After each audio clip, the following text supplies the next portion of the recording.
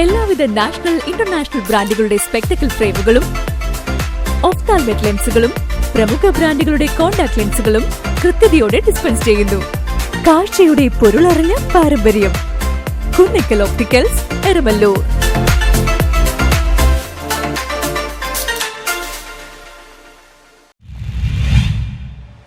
Voice of west കൊച്ചിയുടെ നേതൃത്വത്തിൽ കരുവേലിപ്പടി ആശുപത്രി പരിസരം ശുചീകരിച്ചു. വോയിസ് ഓഫ് വെസ്റ്റ് കൊച്ചിയുടെ ആഭിമുഖ്യത്തിൽ നടത്തിയ സ്വാതന്ത്ര്യ ദിനാഘോഷത്തിൽ പ്രസിഡന്റ് MS ഷമീർ പതാക ഉയർത്തി. ജനറൽ സെക്രട്ടറി ഹുസൈൻ കോയ സ്വാഗതവും മുൻ പ്രസിഡന്റ് സലീം ഷുക്കൂർ സ്വാതന്ത്ര്യദിന സന്ദേശവും നൽകി. കരുവേലിപ്പടി സർക്കാർ ആശുപത്രിയിലെ കിടപ്പ് രോഗികൾക്ക് വസ്ത്രവിതരണവും ആശുപത്രി ജീവനക്കാർക്ക് മധുര പലഹാരങ്ങളും നൽകി.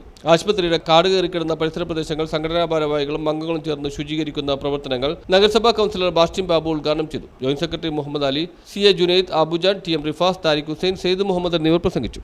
നമ്മളോടൊപ്പം കോടാനുകോടി ഇന്ത്യൻ ജനത 78ാമത് സ്വാതന്ത്ര്യ ദിനം ആഘോഷിക്കുന്ന ഈ വേളയിൽ ഇന്ത്യ എന്നത് ഒരു പ്രദേശത്തിൻ്റെ പേര് മാത്രമല്ല, നൂറ്റാണ്ടുകളോളം പലവിധ സംസ്കാരങ്ങളുടെയും സമ്മിശ്രം, പല ജീവിത ക്രമങ്ങളുടെയും ആചാരങ്ങളുടെയും ബഹുസ്വരതയുടെയും ഒരു സമ്മിശ്ര സംസ്കാരമാണ് ഇന്ത്യ.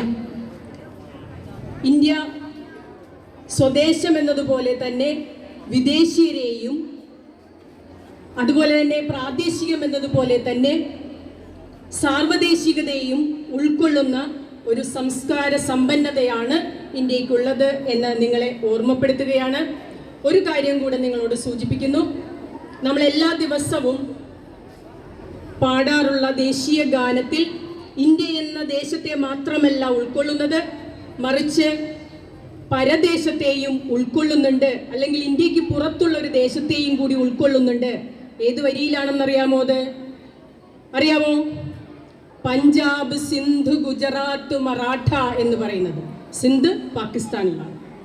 അപ്പോൾ വിവിധ രാഷ്ട്രങ്ങളെയും വിവിധ സംസ്കാരങ്ങളെയും ഉൾക്കൊള്ളുന്ന ഇന്ത്യ ഇന്ന് ഭീകരമായ ഒരവസ്ഥയെ നേരിടുന്ന ഈ സാഹചര്യത്തിലാണ് നാം 78ാം സ്വാതന്ത്ര്യ ദിനം ആഘോഷിക്കുന്നത്.